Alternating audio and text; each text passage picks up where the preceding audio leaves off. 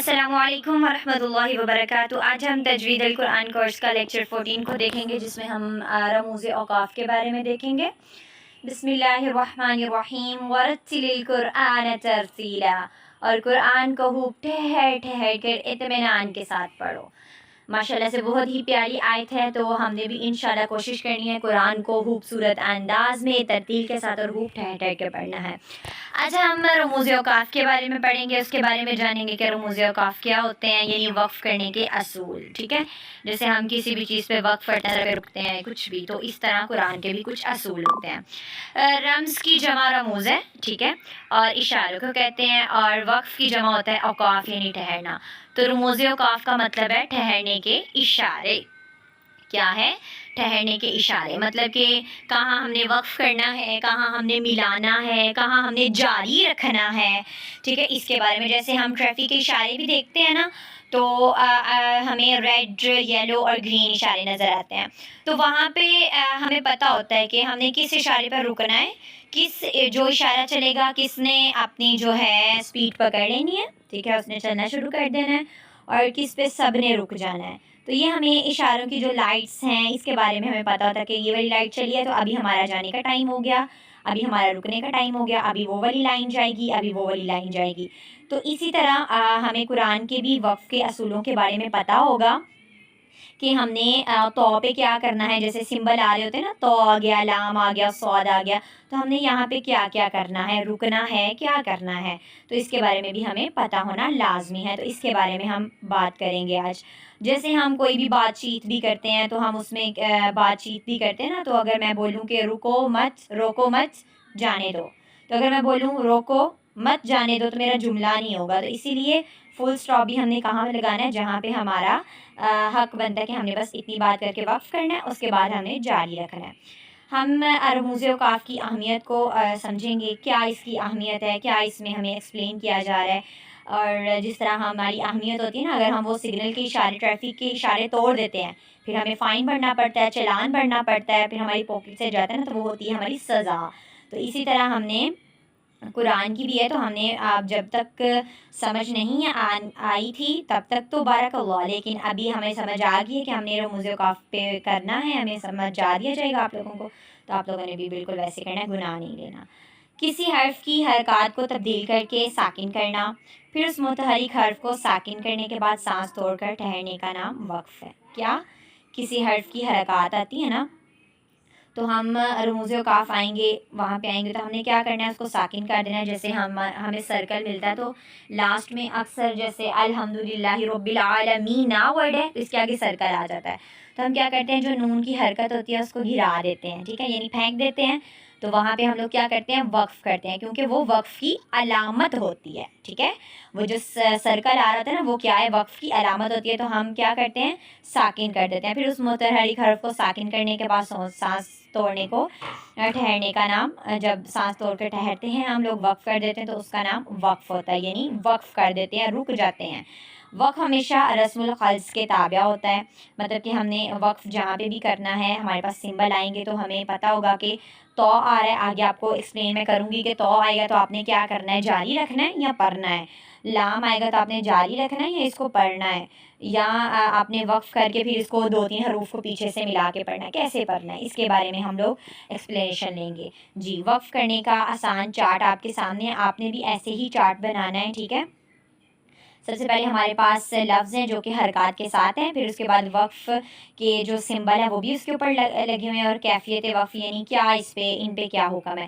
جیسے ہمارے پاس first word ہے ہوا، تو ہوا کے آگے وقف کا سمبل آ جاتا ہے تو کا، تو اگر یہاں پہ آ جاتا ہے، یہ ضروری نہیں ہے ہوا کے اوپر ہی آئے گا، یہ اور بھی کسی پہ آ سکتا ہے۔ جیسے ہوا پہ آ گیا، یہ کیا ہے، وقف کا اصول ہے تو یہاں پہ ہم نے کیا کرنا ہے، وقف میں واؤ کا زیر ختم ہو گیا ہے، تو ہم نے جب ہم ہوا پہ وقف کریں گے تو ہم نے کیسے پڑھنا ہے، ہو، کیا پڑھنا ہے، ہو، پھر ہم لوگ ہوا نہیں پڑھیں گے، لاسٹ والی جو زبر ہے اس کو گرا دیں گے۔ جیسے میرے پاس ورڈ ہے فی ہی، تو میں اس کے اوپر کیسے وقف کروں گی، فی، تو وقف میں ہا کا زیر ہم نے ختم کر دینا ہے، فی، ایسے پڑھنا ہے۔ وَيُمِيتُ کو وَيُمِيت، رَقِيبًا آ گیا ہے، تو اگر تنوین آ جاتی ہے تو ہم نے ایک زبر پڑھنی ہے، کیا پڑھنا ہے، रक़ीबा, रक़ीबा, यानी वक्फ में बाकी तनवीन ख़त्म कर देंगे और एक ज़बर लगा देंगे, यानी एक गिरा देंगे और एक ज़बर लगा देंगे। इस चीज़ को अपने माइंड में रखना है। अगर ज़बर ज़ेर पेश आ जाती है, खड़ी ज़ेर आ जाती है, तो वो तमाम हरकत वक्फ के असूलों के वक्त गिर जाती हैं, तो आ गया तो गिर जाएंगी।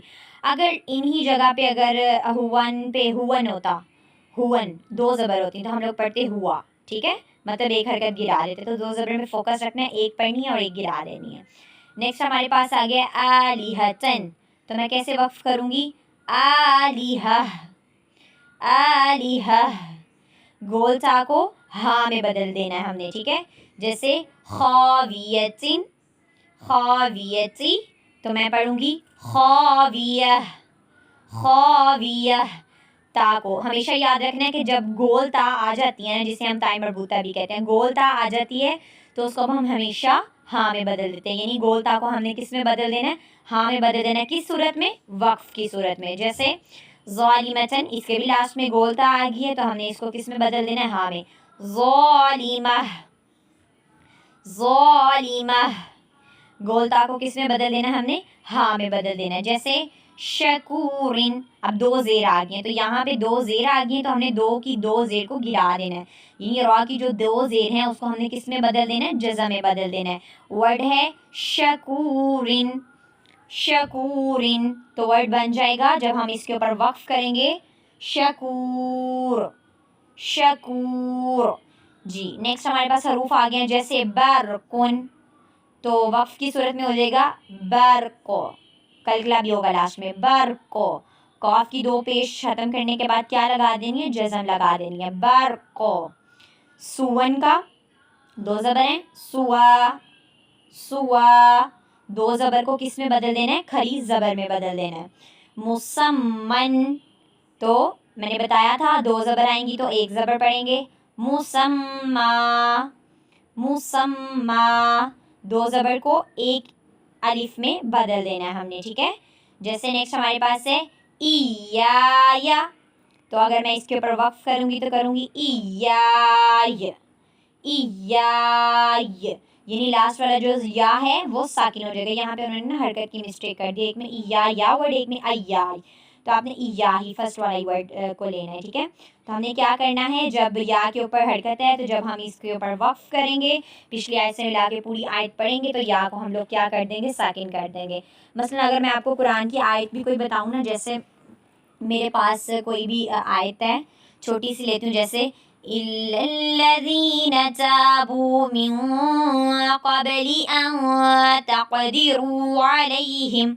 अब यहाँ पे मेरी सांस टूट गई है तो यहाँ पे वर्ड है अलैहिमु, तो मैंने क्या किया, अलैहिम पढ़ दिया है, तो मैंने यहाँ पे वक्फ कर दिया। मैं पीछे से मिला के पढ़ूंगी अन तक़दिरू अलैहिम फ़अलमू अन्नल्लाह गफ़ूरुर रहीम, यानी मैंने यहाँ पे क्या किया था, वक्फ कर दिया था और फिर मैंने पीछे से मिला के पढ़ा।